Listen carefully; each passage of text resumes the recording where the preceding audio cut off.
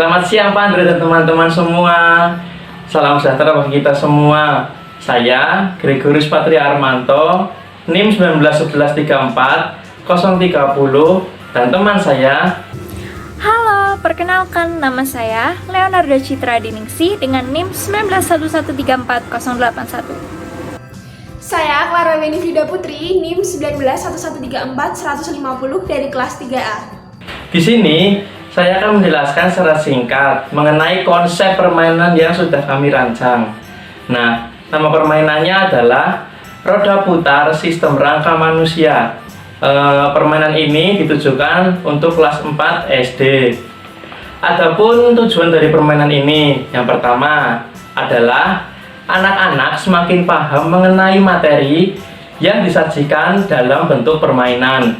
Yang kedua, menumbuhkan minat belajar anak-anak dengan materi yang disajikan dalam bentuk permainan. Dan yang terakhir adalah untuk melatihkan keterampilan, kerjasama, daya ingat, konsentrasi, kecermatan, kekompakan, dan kecepatan. Alat dan bahan yang diperlukan untuk bermain, yang pertama adalah roda putar. Di dalam pembuatan roda putar itu sendiri, kita memerlukan kardus, lem, alat tulis, gunting, kertas lipat, jangka, kayu, dan paku. Kemudian, bahan dan alat yang kedua untuk bermain adalah gambar tulang-tulang manusia. Yang ketiga ada timer atau stopwatch. Yang keempat ada lakban hitam. Yang kelima ada peluit. Dan yang terakhir ada alat tulis. Yang pertama, guru meminta siswa untuk membentuk kelompok yang beranggotakan 5-6 orang. Lalu, yang kedua, dalam satu kali permainan berdurasi 10 menit. Dan dalam satu kali permainan itu, terdapat 2 kelompok yang bermain.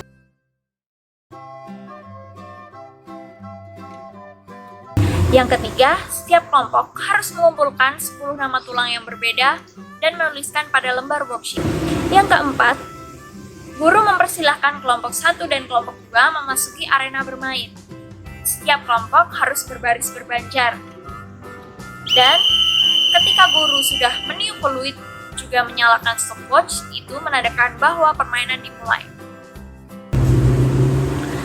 Yang kelima, siswa yang berada pada barisan paling depan akan berlari menuju roda putar, kemudian memutar roda tersebut dan menunggunya hingga berhenti.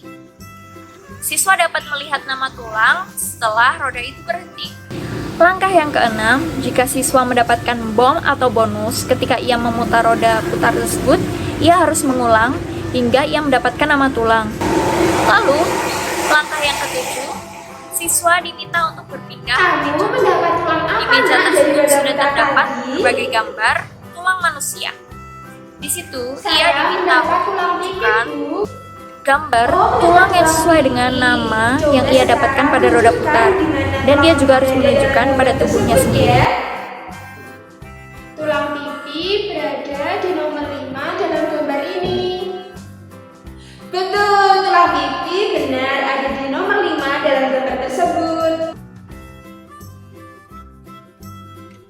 Kamu kan tadi sudah nih menunjukkan di mana letak tulang pipi berada di dalam gambar tersebut. Sekarang di langkah ini kamu harus menunjukkan di mana letak tulang pipi berada di dalam tubuhmu. Coba tunjuk. Tulang pipi berada di pipiku. Nah, betul. Kamu mendapatkan skor 1 lagi ya. Jadi total skormu ada 2. Silahkan sebelum kamu kembali ke barisan, kamu bisa mengisi worksheet terlebih dahulu. Langkah ke-9, jika siswa telah menunjukkan tulang pada gambar dan pada tubuhnya sendiri, maka ia harus menuliskan pada lembar worksheet yang telah tersedia.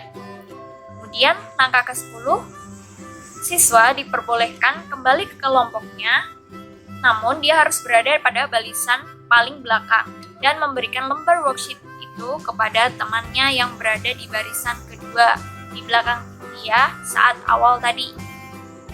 Langkah yang ke-11, jika siswa yang berikut mendapatkan nama tulang yang sama, maka ia tidak perlu menuliskannya kembali. Ia hanya perlu menunjukkan pada gambar dan pada tubuh dia sendiri.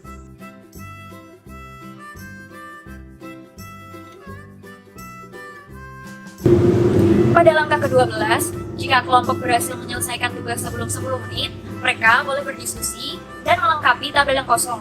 Namun, jika dalam 10 menit mereka belum selesai, mereka harus mengumpulkan apa adanya.